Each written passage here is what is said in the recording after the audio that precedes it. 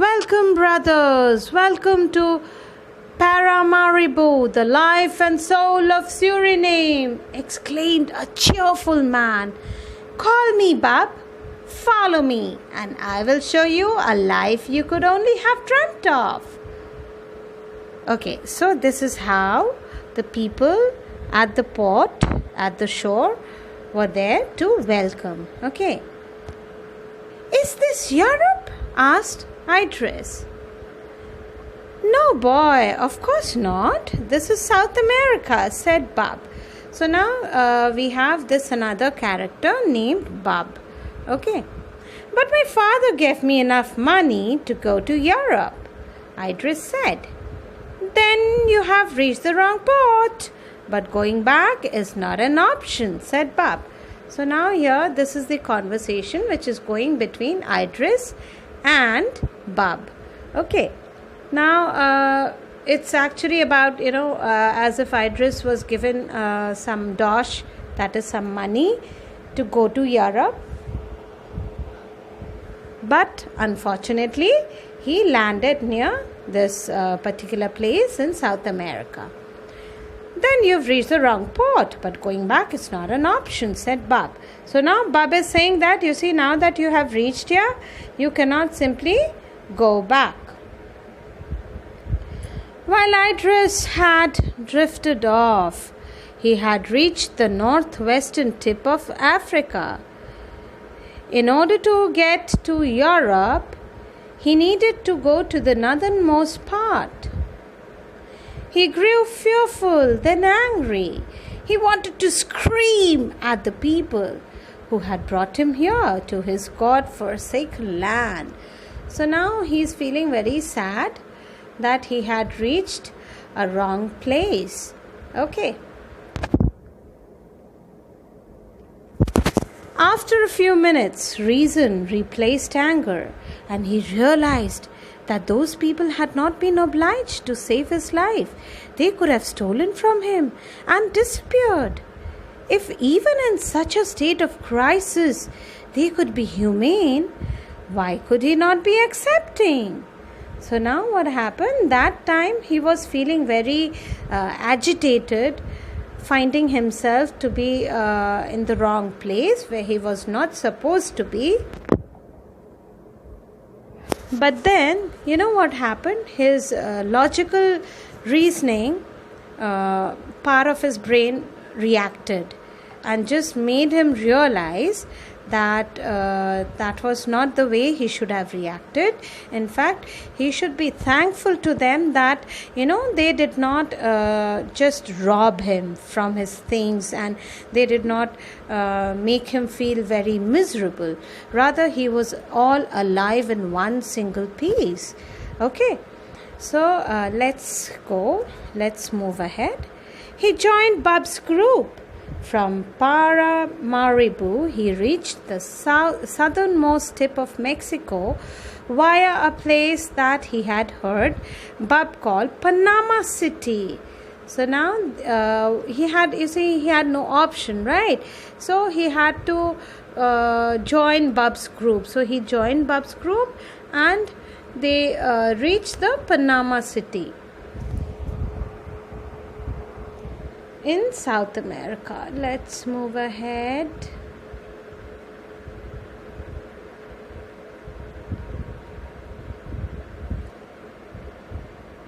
Okay. From there, the journey was quite simple. The water had made him sick, so he was glad to be in Mexico. He finally reached Ciudad Juarez on the US-Mexico border. From here on, you're on your own. On the other side of this desert, you'll meet Paso, who will get you all settled down. Goodbye, brothers. May God be with you, said Bab. So you see, Bab was such a sweet fellow, such a nice person. He could get the feel that Idris was, heart of hearts, was not one among their group, right? So he made him reached that particular US-Mexico border, and then he told him that, you see, Idris, you'll be meeting a person called Paso, and he will and that he would make his way beyond that particular border. Paso had borrowed his name from El Paso, where Idris had to cross, the pass where most refugees failed. They would be caught and deported. El Paso was the last step to Idris's freedom. So remember, children, in the very first paragraph, I spoke about two things which was necessary for a person's living. And the first thing was freedom, and the second thing was security. And besides these two, we talked about peace, right? So here comes the first necessity which Idris was about to receive, about to enjoy, about to take it. So Idris was about to enjoy his freedom, although he was not in a captivity, but that was the point where the refugees generally used to be caught. All right, till that point everybody could reach, but crossing that particular border, that pass, El Paso, where that time El Paso was there, so that was a difficult pass. A year passed. Idris now lived in a factory. His employer admired the 16-year-old's wit and passion, but still there was something missing. He had come to the city searching for freedom, but he felt that there was something more to find. That's when he discovered books. His employer, Malcolm's son, went to school, and he would hand down all of his son's old books to Idris, who didn't attend school. So now what is happening in the story? Here he has reached this new place, and he's supposedly he's joined this thing, Malcolm's parents. All right, now Malcolm's family, right? So this Malcolm's family has hired Idris, and Malcolm's son is already into a school. So now Malcolm used to feel very sad about Idris because he did not get the opportunity to attend school, right? So what he did was he used to pass on the old books to Idris after Malcolm's son used to pass his grades, right? The way we keep on, sharing our books and notebooks to our siblings or our juniors. So the same thing happened here in this story. Let's move ahead. Let's see what is next. Idris found peace in the books. So the first thing which he found was freedom when he left that particular place and reached the border, US-Mexico border. Now the next thing which he found was peace, and he found peace in the books. Whenever he had a bad dream or felt uneasy at night, he read an old tattered book. He soon knew them all by heart. Eventually, he made a bold decision. He was going to educate little children like himself. Okay, so now I guess you all have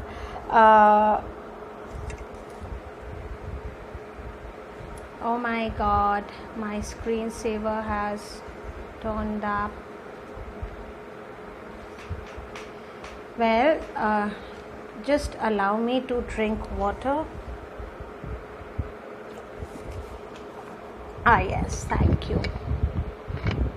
Okay, so now I hope you all have understood that there is some connectivity in Idris's past, isn't it? It's regarding that freedom, and then we spoke about his peace, and then teaching children. Okay, so this is precisely, it seems to be kind of a real play wherein we are just rewinding things, right? Okay, so let's move ahead. Yeah. Idris found peace in the books. Whenever he had a bad dream or felt uneasy at night, he read an old tattered book. He soon knew them all by heart. Eventually, he made a bold decision. He was going to educate little children like himself. So that means he was now about to enter doing the social service of educating children like him who were kept away from education. All right. It was dark outside, but the 45-year-old detainee was not tired. He sat idly on the cold, hard bed, closed his eyes, and murmured some incoherent words.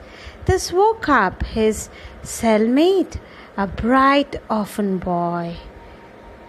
"Did you have a bad dream again, Noah?" asked the boy. So now this is yet again a different aspect which we are looking into it. Okay, so let's not get confused. We stopped at Idris' childhood, wherein he started loving books, and he felt that great need in him to educate the little children, right? So that chapter is kept aside.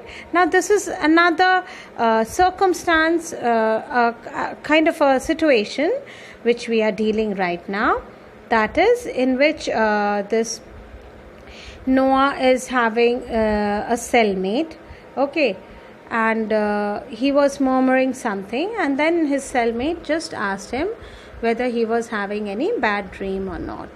Then Noah replies, "Yes." "Was it the one where you hid under the heap of bodies during the shooting?" he questioned immediately and innocently. That one scares me the most. It was the dream about the day he had hidden in a pile of bodies and had only come out when it was dark.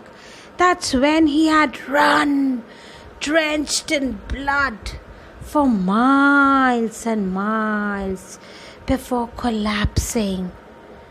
"Yes," replied Noah calmly. "Are you saying a prayer?" he asked. So now, children, here what is happening is that Noah and his cellmate, that means they are there in a cell. Cell is kind of a prison, you can say. Okay, so hereby this cellmate, he's just asking Noah, trying to make him recall. So he asked him regarding the moment wherein he was one amongst the many bodies piled up, heaped together, and then fortunately enough he was the one who was just had a narrow escape from death. Okay, so this cellmate was asking regarding his past, whether he was having that kind of a nightmare, that dream. Then Noah replied, "Yes." And then this cellmate was asking him whether he was saying some prayer, like thanking God to keep him alive or something like that. Okay, so let's move ahead. Let's see what Ananya, the author, has written. "No, whenever I feel scared, I recall part of a story I read in a book my boss had given me. It belonged to his little boy." Noah opened his eyes and gave his full attention to the boy. "I have never read a book before," said the boy. "Do you want me to teach you?" asked Noah. Okay, so now Noah is feeling as if that running of blood is there inside his body, and he's feeling rejuvenated. He is having that that excitement of teaching, because that excitement was always there, and it was in fact, I would say, a bit dormant till now. Okay, And when he found that his cellmate, that boy, was also uneducated, wasn't knowing how to read and write, so Noah felt very happy. He felt very privileged enough to teach that boy to read. Okay, so he was before that, this Noah, he told that cellmate, that child, that boy, that Noah's boss had given him few books of his own son to read, and those books were as precious as a gem for Noah. Okay, because those books used to always provide him peace, that solace, when he needed it badly, right? Okay, so let's see. I have never read a book before, said the boy. Do you want me to teach you? Asked Noah. Later that day, Noah received a letter stating that the United Nations High Commission for Refugees appreciated his selfless work for unfortunate children and had accepted his plea to work as a member of their organization. He was to be responsible for the education of children in relief camps across the globe. Now, Idris Moke, a proud 65-year-old former refugee, sat quietly in a relief camp in Tripoli. Okay, so you see, the story has got different parts. Okay, and we need to look into all these different parts one by one, and then only we'll be able to put these parts together just like a jigsaw puzzle. Okay, so no need to get confused. It's very simple. Now, yes, now when this Noah and that his cellmate were talking about teaching each other, that very particular day, Noah received a letter from UNHCR, and this UNHCR appreciated his selfless work, okay, which he was doing, right? So in that appreciation, he was now to take care of the education of children in relief camp all across the globe. Okay, so he was made the in charge. He was one amongst the other members of their organization. All right, now let's move ahead. Now Idris is 65-year-old former refugee. So at last we come to know that he was indeed a refugee. Okay, let's see. He watched little children run and play, some of whom would hold his hand and others would call out his name and tell him to watch them play catch. He had been doing this work for the rest 20 years. He loved these children and they loved him. Idris had changed his name back the exact day he stepped out of the detention camp. He had fulfilled the promise he made to himself all those years back. He had finally earned his name. So you see, Idris had this desire of, serving the nation's children, the whole nation, the whole world. He wanted to educate all those children, especially the refugee children who were kept away from the light of being educated. So he had worked throughout his life for bringing light, for bringing hope in those refugees' lives, isn't it?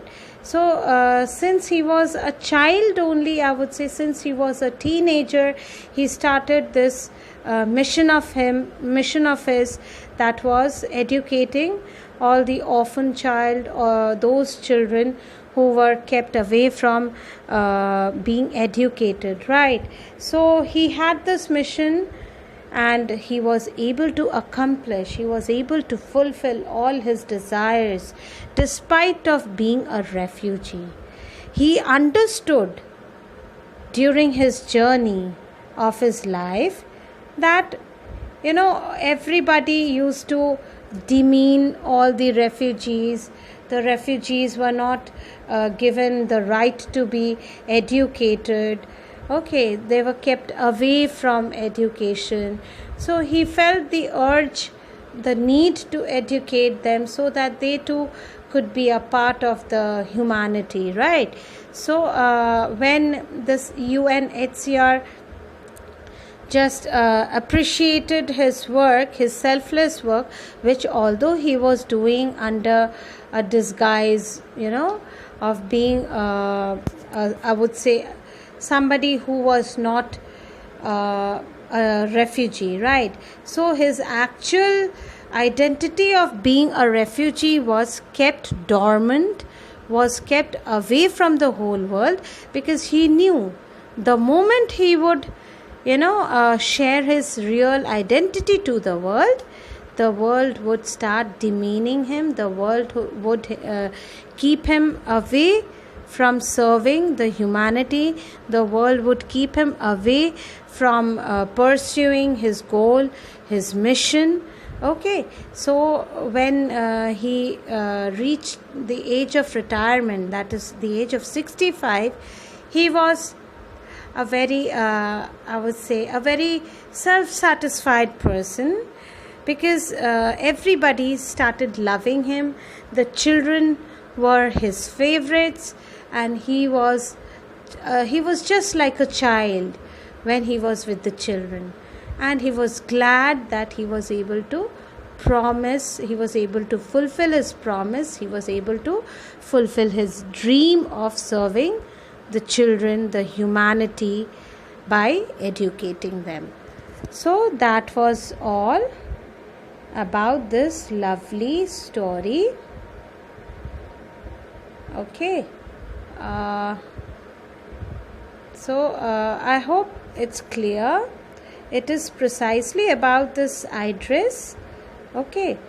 And the conversation started with the person Kavi, who had once upon a time had dropped into his office for an interview, right? So the whole story is kind of a real play that rewind. Okay. So that was it, and I hope you all were able to understand, you all were able to visualize what this young writer Adya Tiwari wanted to convey. Okay, so just go through the PDF once more and listen to this audio clip. Then only you'll be able to understand, and then only I think you all will be able to visualize from Adya's point of view, I would say. Till then, take care, happy reading, and happy reading Mahotsav too. Enjoy reading, children. That's all from my side. Thank you and Jai Hind.